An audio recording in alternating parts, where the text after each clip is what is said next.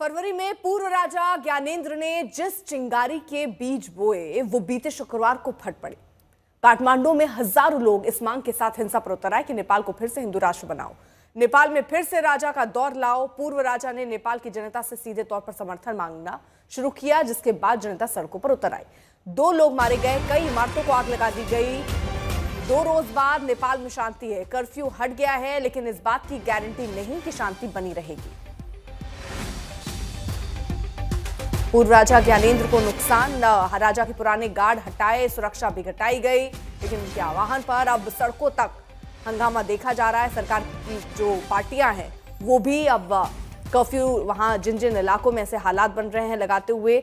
शुक्रवार की हिंसा की हम आपको तस्वीर दिखा रहे हैं, कई जगह पर आगजनी हुई है, सरकार का एक्शन सख्त नजर आता है, राजा की सुरक्षा घटाई भी गई है। आज भारी तनाव के बाद शांति नजर आ रही है, राजा पर एक्शन की भी मांग हो रही है।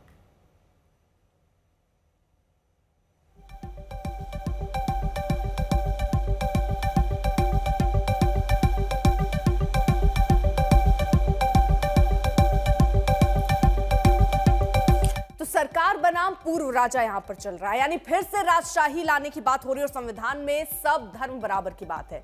मुझे सत्ता सौंपी जाए, वहीं तुरंत पूर्व राजा की तरफ से कहा जा रहा है कि सरकार की तरफ से कहा जा रहा है कि हिंसा पर एक्शन लेंगे। तो फिलहाल जिस तरह के हालात नेपाल में बने हुए हैं उसको लेकर अब तनाव की स्थिति नजर आती है। हिंदू राष्ट्र बने नेपाल, ये पूर्व राजा की तरफ से कहा गया है, जिसके बाद सरकार जवाब देती है कि हिंसा के लिए जगह नहीं है। पूर्व राजा कह रहे हैं कि जनता मेरा साथ दे रही है, लेकिन सरकार का कहना है कि कानून तोड़ा जा रहा है और जो लोगों ने ऐसा किया उनको छोड़ा नहीं जाएगा।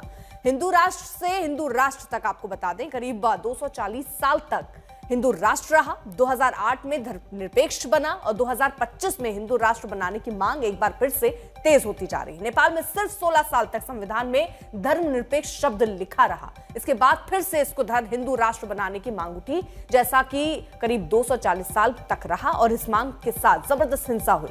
प्रधानमंत्री ओली और कम्युनिस्ट सरकार के खिलाफ बड़ा मोर्चा खुल गया। राजशाही समर्थकों ने 3 अप्रैल तक का अल्टीमेटम दे रखा है और सरकार परेशान है। नेपाल क्या फिर से हिंदू राष्ट्र बनेगा? क्या नेपाल में फिर राजा का राज चलेगा? क्या धर्मनिरपेक्ष संविधान का दौर खत्म होगा? 16 साल बाद हिंदूवादी भावनाओं का ज्वार। 81% हिंदू आबादी वाले नेपाल में अशांति। नेपाल में राजा और हिंदूवाद का दौर लौटेगा।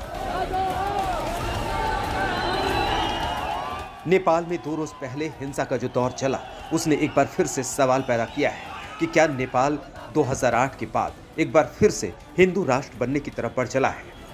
फरवरी में पूर्व राजा ज्ञानेंद्र ने नेपाल की जनता से समर्थन मांगा और इसके कुछ दिनों के बाद ही जनता राजा और हिंदू राष्ट्र की वापसी की मांग को लेकर कुछ इस तरह सड़कों पर उतर आई।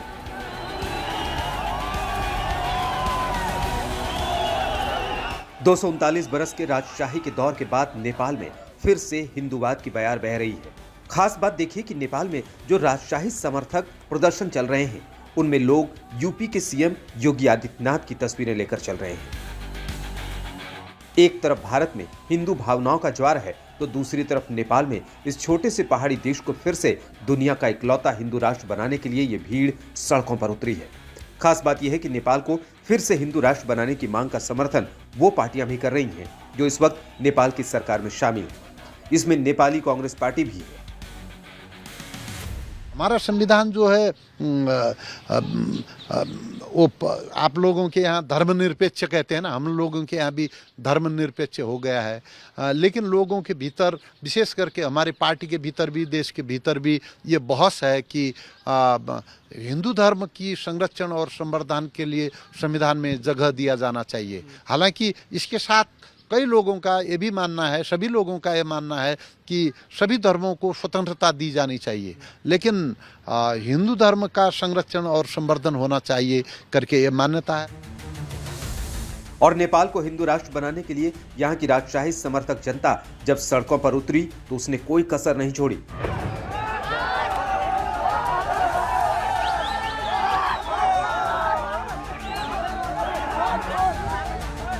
हिंदू राष्ट्र के लिए हजारों की भीड़ ने जमकर तोड़फोड़ की।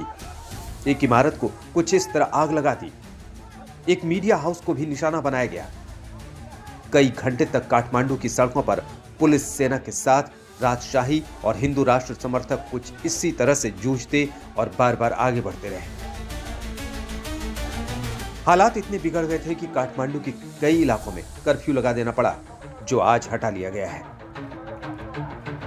नेपाल को फिर से हिंदू राष्ट्र बनाने के लिए लोग सड़कों पर उतरे हैं, तो इधर भारत में भी हिंदू संगठन इस मांग का समर्थन कर रहे हैं और नेपाली जनता को शुभकामना दे रहे हैं। मैं तो देखो शुभकामनाएं देता हूँ नेपाल की जनता को। उनका संघर्ष विजयी होगा और जिस काम के लिए वो लोग आगे बढ़े हैं समाज को उसका प्रतिफल मिलेगा। और वास्तव में नेपाल पिछले कुछ दशक से और ये जिहादियों और जो कम्युनिस्टों के जो पाप कर्म का शिकार बना है और जल्दी से जल्दी उसको मुक्ति मिले। मैं नेपाल के सभी लोगों को इसके लिए शुभकामनाएं देता हूं। असल में नेपाल की करीब 81% हिंदू आबादी है। इनकी मांग है कि देश को हिंदू राष्ट्र घोषित कर देना चाहिए, जैसा कि राजशाही के समय था। हिंदू राष्ट्र समर्थकों का कहना है कि 2008 में धर्मनिरपेक्षता अपनाने से नेपाल की सांस्कृतिक और धार्मिक पहचान पर असर पड़ा है। अगर दोबारा से हिंदू राष्ट्र बनाना हो तो नेपाल को फिर से अपने संविधान में संशोधन करना पड़ेगा। जाहिर तौर पर नेपाल की यह उथल-पुथल अभी और बढ़ेगी, क्योंकि राजशाही और हिंदू राष्ट्र समर्थकों ने सरकार को 3 अप्रैल तक का समय दे रखा है। काठमांडू से रोहित कुमार सिंह के साथ आज तक ब्यूरो। नेपाल सरकार के मंत्री प्रदीप यादव ने आज तक से खास बातचीत में कहा कि नेपाल में कभी भी राजशाही वापस नहीं आएगी, यह असंभव है। उनसे बात की हमारे संवाददाता रोहित कुमार ने।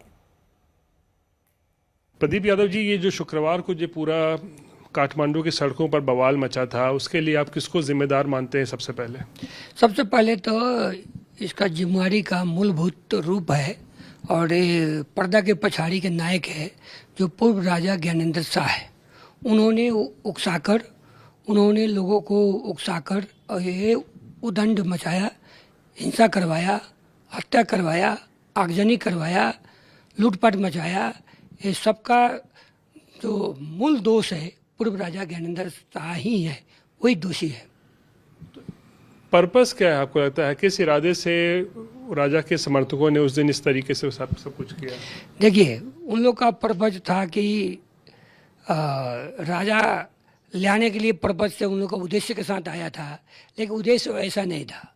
वो ऐसा देखा जाए जो घटना हुआ है वो लूटने के हिसाब से, डकैती करने के हिसाब से, हत्या करने के हिसाब से, लूटपाट मचाने के हिसाब से, आतंक मचाने के हिसाब से। लोकतंत्र गणतंत्र जैसा दुनिया में कौन सा व्यवस्था है कि उससे अच्छा व्यवस्था है बताइए? इसलिए सबसे अच्छा व्यवस्था है संघीय लोकतंत्र गणतंत्र, जो कि हमारे आज देश में जो लागू है और इसको मजबूती से हम लोग लेके जाना है। और अभी का समय जिस तरीका से पूर्व राजा ज्ञानेंद्र शाह का उकसाहट में उनका आदेश से हम लोगों ने प्रारंभिक रिपोर्ट जो मिला है उनका आदेश से ही काम हुआ है।